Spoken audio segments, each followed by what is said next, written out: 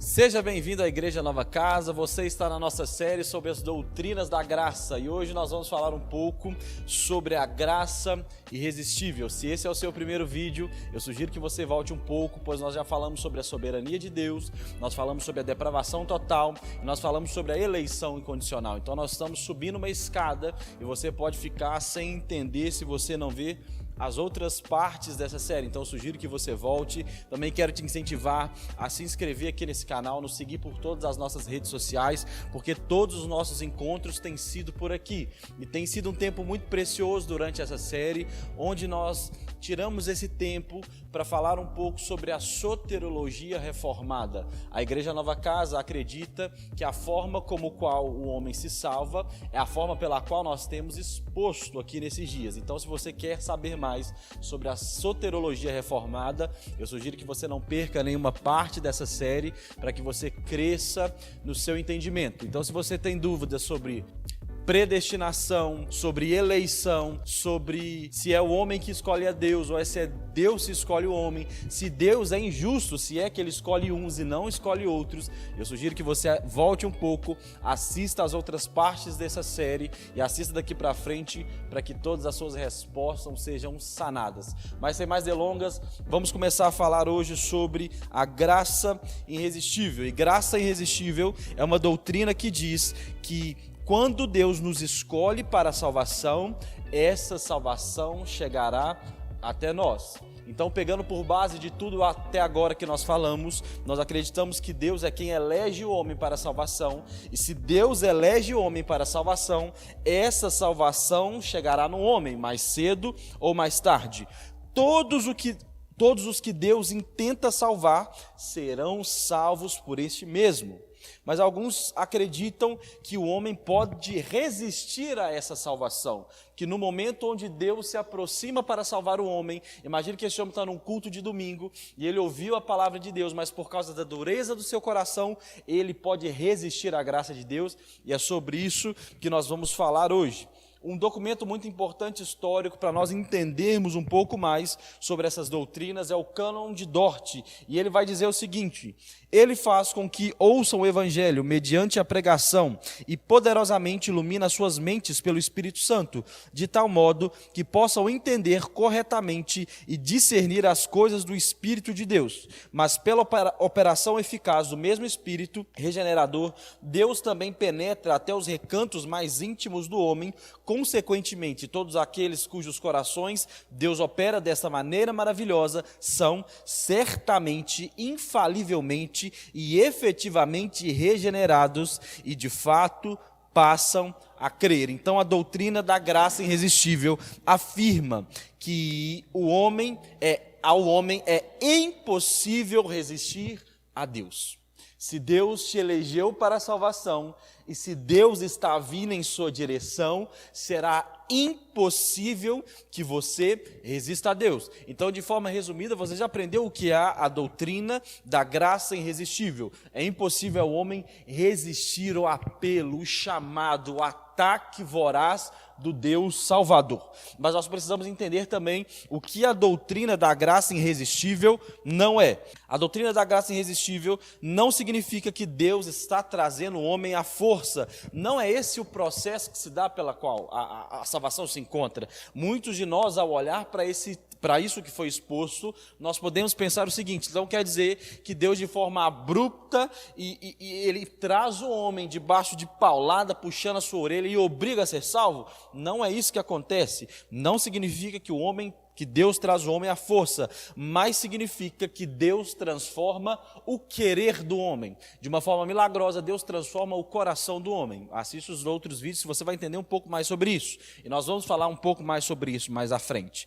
Também não significa que nós não devemos responder a esse chamado.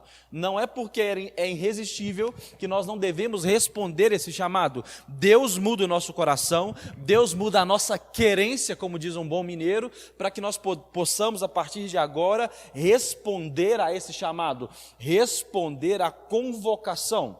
Não significa também que o homem eleito não pode resistir à graça por um tempo. Esse é um grande engano sobre a doutrina da graça irresistível. Não é porque a graça é irresistível que nós não podemos resisti-la por um determinado período de tempo. Então, por muito tempo, o homem ele pode e ele consegue resistir à graça de Deus, até que Deus não queira mais que assim seja, pois a graça de Deus é resistível até que não seja mais. Em Gênesis, a palavra de Deus vai dizer que existia uma medida de iniquidade para os amorreus, e Deus vai expor isso quando ele vai trazer alguns juízos sobre a terra, e ele diz que a medida de iniquidade dos amorreus ainda não tinha chegado no limite. Então nós percebemos que existe uma medida, existe um estupim, existe um local até onde Deus permite que cheguemos. Daí para frente, Deus age com a sua vontade e Ele não permite mais que essa graça seja resistível. Então a graça de Deus é resistível até que ela não seja mais. E antes de mais nada, de continuarmos a falarmos sobre isso, nós precisamos entender um pouco mais sobre a soberania de Deus. E nós temos um vídeo específico sobre isso. Mas, meu irmão, a soberania de Deus, ela se sobrepõe à vontade do homem. A vontade de Deus, ela é maior e ela se sobrepõe à vontade do homem. Provérbios, no capítulo 16, no versículo 1, vai dizer o seguinte: ao homem pertencem os planos do coração, mas do Senhor vem a resposta da língua. Outras versões vão dizer que vem a resposta certa. Então é do Deus ao qual nós servimos que vem a resposta certa. É do Senhor ao qual nós confiamos que vem a resposta certeira. O nosso coração faz planos, mas todos esses planos se prostram diante da resposta de Deus. Gênesis, no capítulo 50, no versículo 20, vai dizer: vós bem intentastes mal contra mim, porém Deus o intentou para bem, para fazer como se vê neste dia, para conservar muita gente com vida. Aqui está contando a história de José e dos seus irmãos. Os irmãos de José planejaram mal contra ele, mas Deus pegou o mal e transformou em bem, porque a vontade de Deus é soberana e ela é maior do que a vontade do homem. O homem só pode agir dentro da soberania de Deus. Nós não podemos fazer nada para além da soberania e poder de Deus. Os irmãos de José pensaram que estavam fazendo algo segundo a sua vontade, segundo o seu desejo, mas eles simplesmente estavam colaborando para o propósito de Deus. As ações do homem estão debaixo do controle de Deus. Nada escapa da soberania divina. Isso é um ponto muito importante para aquilo que nós vamos falar. Nada escapa da soberania divina. Esse é um princípio que nós precisamos levar em consideração. Daniel, no capítulo 4, no versículo 35, vai dizer: todos os povos da terra são como nada diante dele. Ele age como lhe agrada com os exércitos do céu e com os habitantes da terra. Ninguém é capaz de resistir à sua mão e nem de dizer-lhe: o que fizestes? O texto não está dizendo que o homem não tem valor ou que o homem é um imprestável diante de Deus, mas o que o texto está dizendo é que o homem, comparado com a Deus, ele não é capaz de resistir, ele não tem poder de resistir. O que a terra pode fazer para resistir o seu Criador? Pense na criação, pense em Gênesis, no capítulo 1, capítulo 2, o que a terra poderia fazer para resistir o poder criacional de Deus. A luz não resistiu quando Deus disse: haja luz. O barro não resistiu quando Deus soprou vida naquele barro. Meu irmão, diante da glória de Deus, a criação ou a não existência de algo, diante de Deus, nem o nada pode resistir. Assim como o nada não resistiu, nós não podemos resistir à ação divina. Deus é energia, Ele é o poder, Ele é a força que mantém tudo e todos funcionando. Como nós poderíamos resistir a tal poder? Meu irmão, Deus é aquele que mantém a gravidade no seu lugar. Deus é aquele que mantém os planetas e a existência, as galáxias no seu devido lugar. Como que a existência poderia, meu irmão, resistir a Deus? Como que nós, seres criados, barro, poderíamos resistir a Deus? todas as coisas, significa, meu irmão, que todas as coisas, como vai dizer em Jó 42:2, sei que podes fazer todas as coisas, nenhum dos teus planos podem ser frustrados. A Bíblia é clara, meu irmão, nada foge da mão de Deus, pois os planos de Deus não podem ser frustrados, pois Ele é soberano. Efésios capítulo 1, no versículo 4, vai dizer, como também nos elegeu nele, antes da fundação do mundo, para que fôssemos santos, irrepreensíveis, diante dele em amor.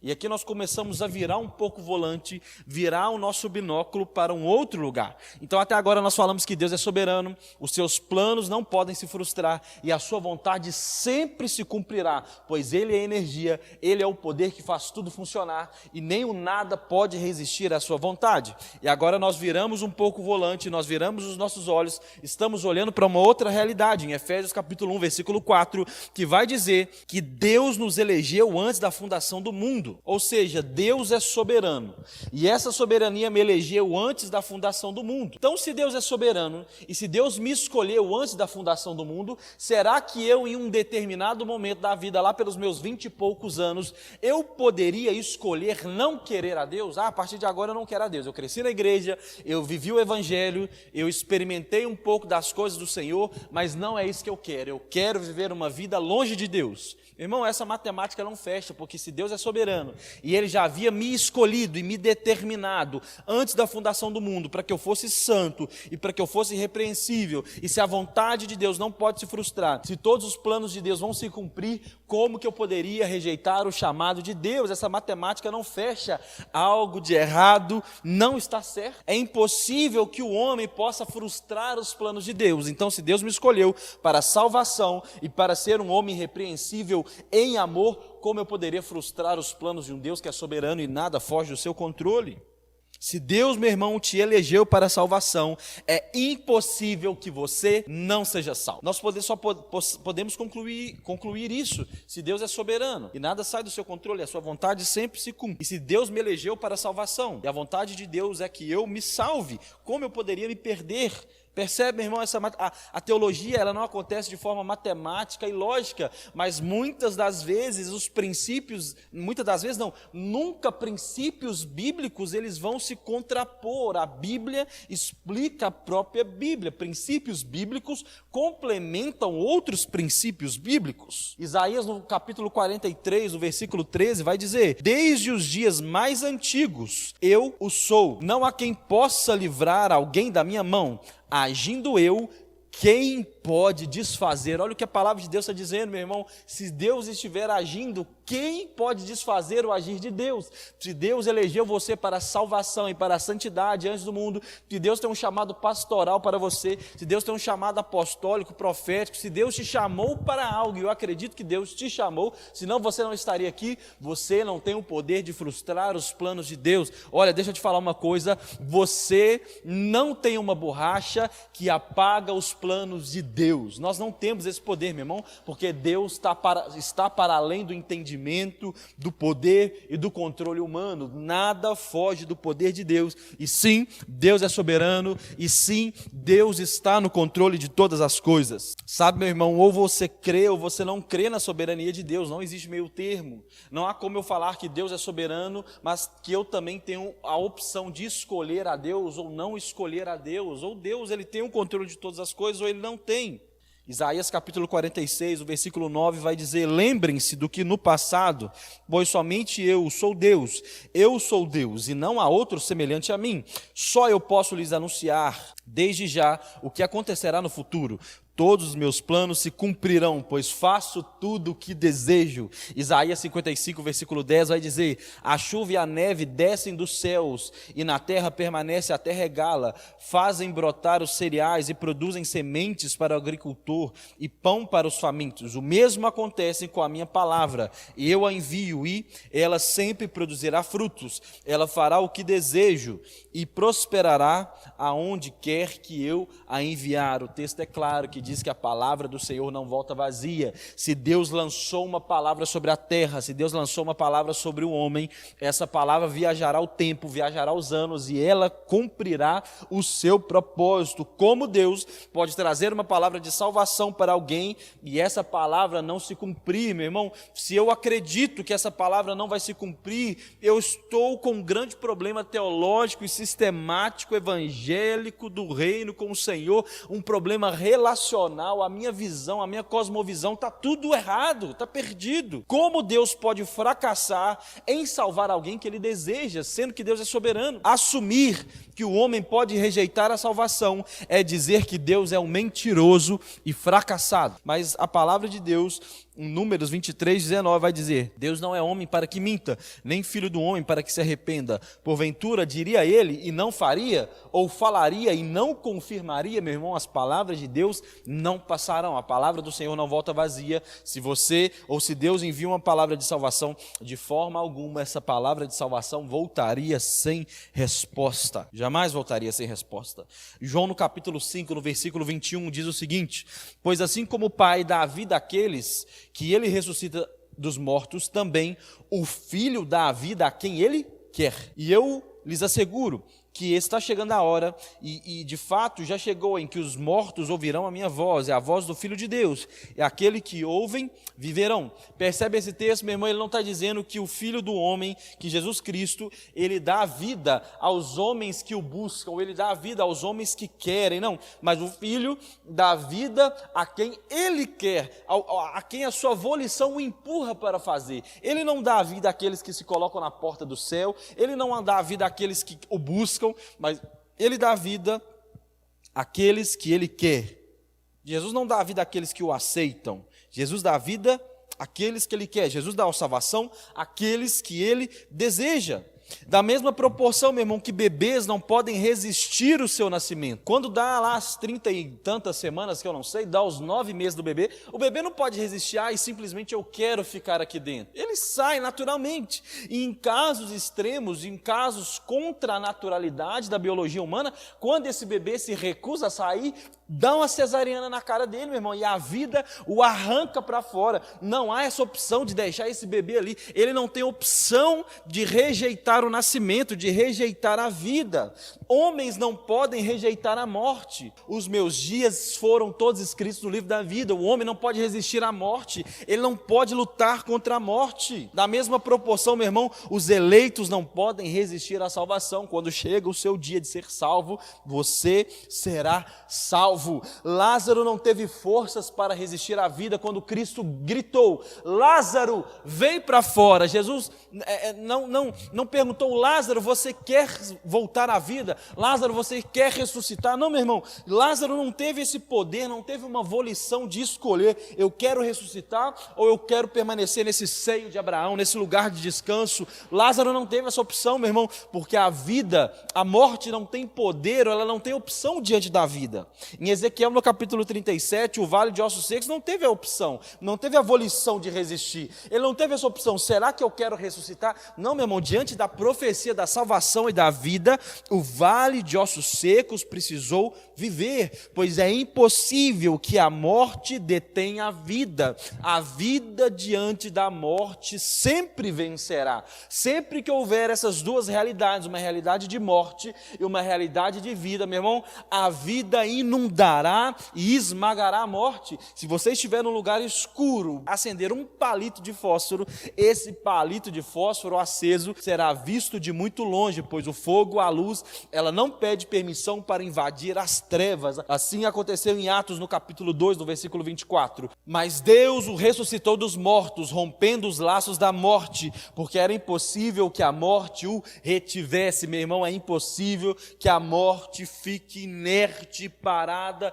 e ela vença diante da vida, pois é impossível ao homem morto resistir à salvação. Se chegou até você uma palavra de salvação, você será salvo, pois Deus é soberano e ninguém resiste ao seu poder. Os montes se derretem diante da glória de Deus. João, no capítulo 6, no versículo 37, vai dizer: tudo que o Pai me dá virá a mim, todo que o Pai me dá virá a mim, e o que vem a mim de maneira nenhuma lançarei fora. Não estamos falando aqui da possibilidade, meu irmão, de você rejeitar uma promoção no emprego, rejeitar um trabalho, rejeitar uma proposta de namoro. Nós não estamos falando de coisas assim que você analisa friamente, que você pensa, eu quero ser crente ou não quero. Não, meu irmão, nós estamos falando de algo que é maior do que nós mesmos, e essa matemática ela deve fechar. Eleição mais soberania, ela resulta numa graça irresistível. Se a graça não é irresistível, meu irmão, ou Deus não é soberano, ou ele não elege coisa nenhuma. Paulo é alguém que dá testemunho disso. Ele diz em Gálatas 1,15: mas quando aprouve a Deus, que desde o ventre da minha mãe me separou e me chamou pela sua graça, revelar o seu Filho em mim,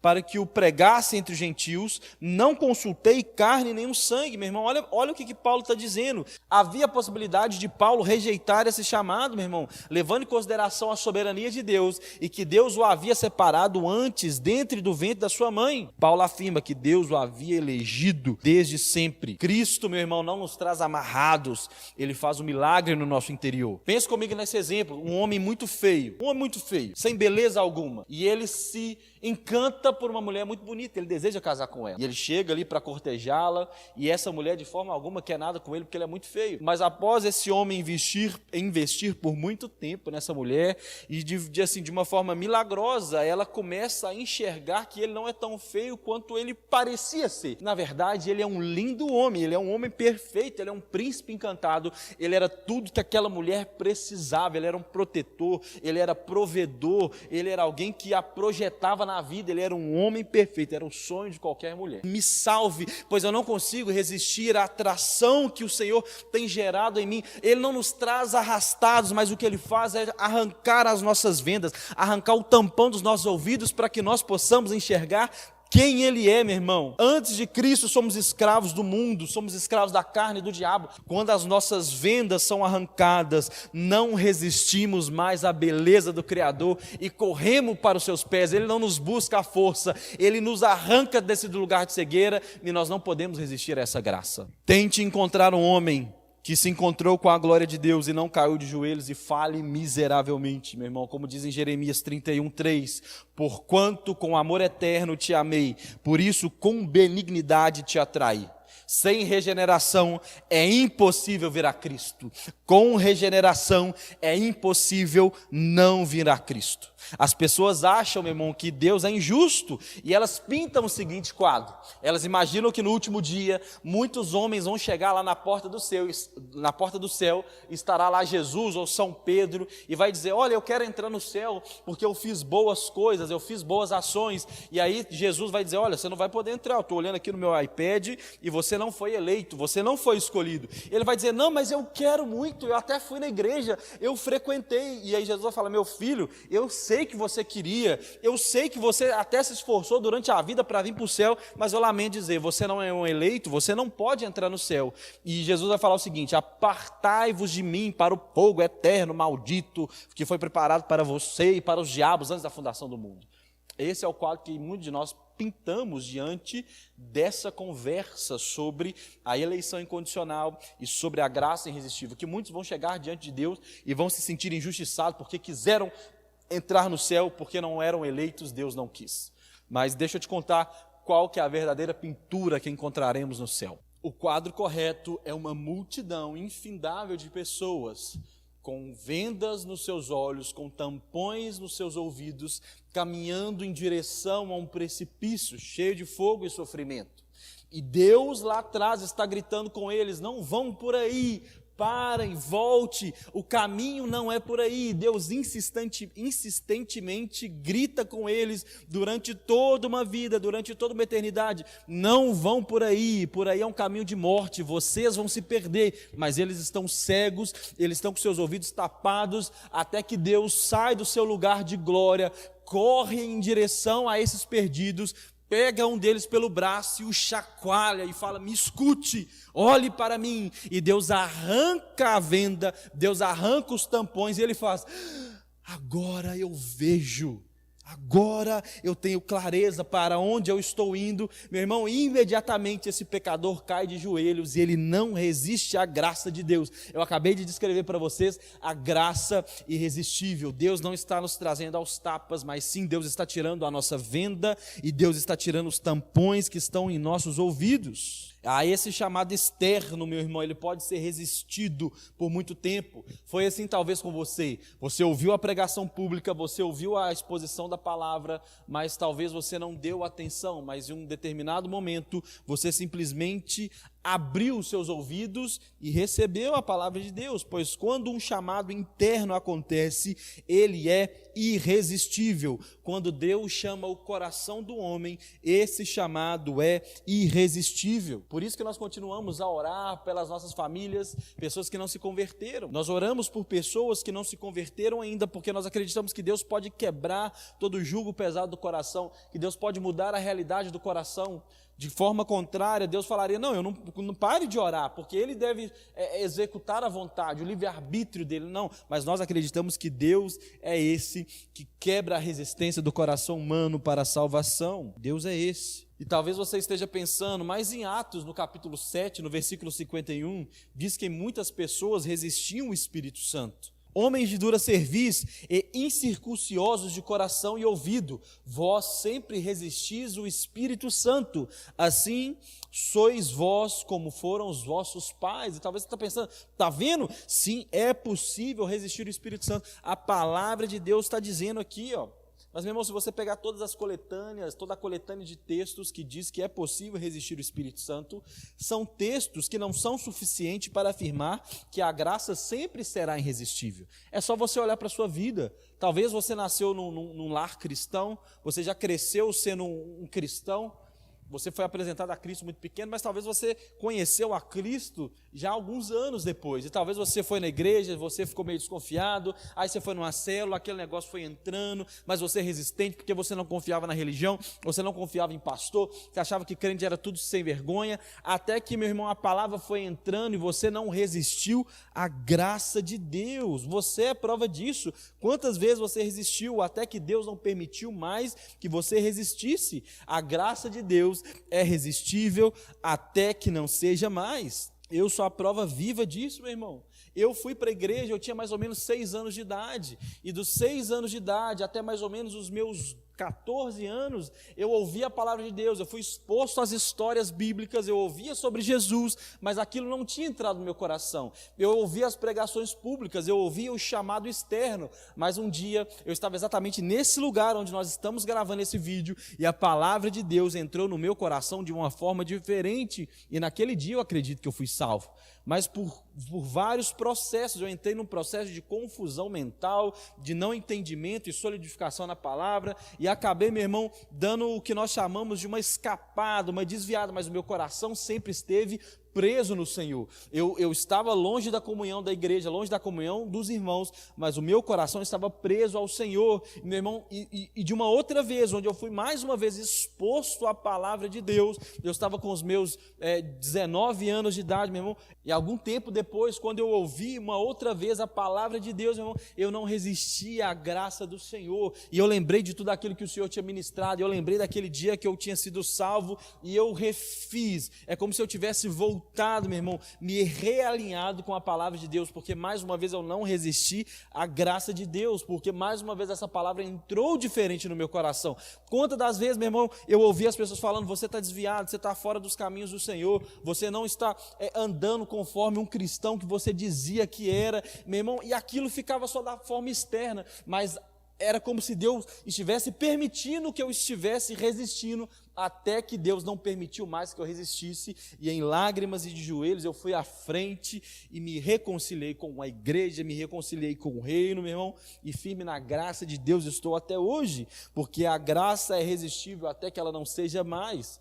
Efésios no capítulo 2, no versículo 8, vai dizer, porque pela graça sois salvos por meio da fé, isso não vem de vós, isso é um dom de Deus. A salvação ela nunca pode vir de nós, a salvação ela nunca parte de nós, a salvação sempre será um ato unilateral de Deus. A salvação sempre será um ato monérgico de Deus, um ato monergista, um unilateral. Esse poder vem de Deus, ele não vem de nós. A palavra aqui vai dizer que ela é um dom. A palavra dom no grego é a palavra charisma, a palavra carisma, que significa presente. A salvação é um presente. Presente você não faz nada para merecê-lo, você simplesmente recebe-o de graça. E aqueles que receberam de graça, a essa graça não podem resistir, porque isso não vem de nós, isso vem do Senhor. Amém, meu irmão? Era isso que eu queria compartilhar com vocês. E o que vocês acharam disso tudo? Você tem sido edificado por essa série? Eu espero que sim. Semana que vem nós voltamos com mais uma parte para que o seu conhecimento se alargue. Eu amo vocês. Fique por aqui porque todo o nosso material teológico